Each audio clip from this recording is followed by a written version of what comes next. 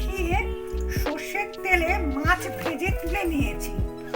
সেই তেলেই নুন হলুদ মাখিয়ে আলু ভেজে তুলে নিয়েছি। সেই তেলে একটু মেথি ফোড়ন দিলাম।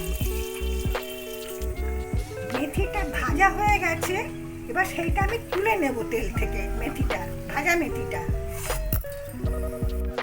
মেথি ভাজাটা তুলে নেবার পরে সেই তেলে একটা শুকনো লঙ্কা ফোড়ন দিলাম।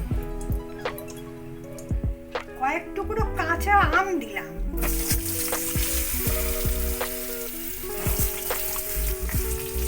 এতে একটু নুন দিলাম।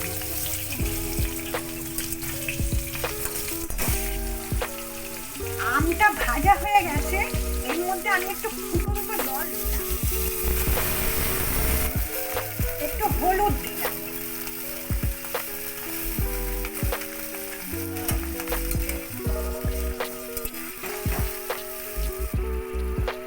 আমটা সেদ্ধ হয়ে গেছে, এর মধ্যে আমি একটু কাঁচা লঙ্কা বাটা দিয়ে দিলাম।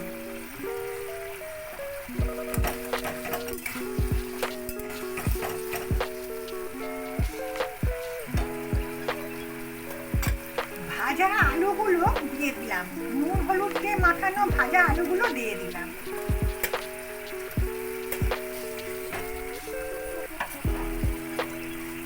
এতে ভাজা মাছগুলো দিয়ে দিলাম।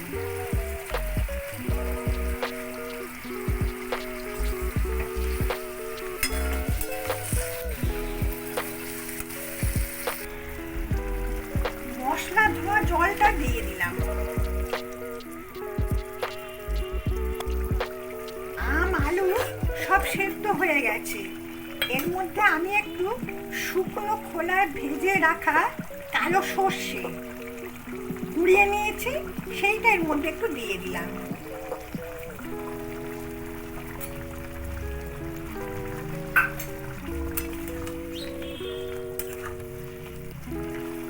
রেসিপিটা রেডি হয়ে গেছে। আপনারা প্লিজ ঝরঝরে গরম ভাতের সাথে ট্রাই করবেন। আমার পাশে থাকবেন। নমস্কার।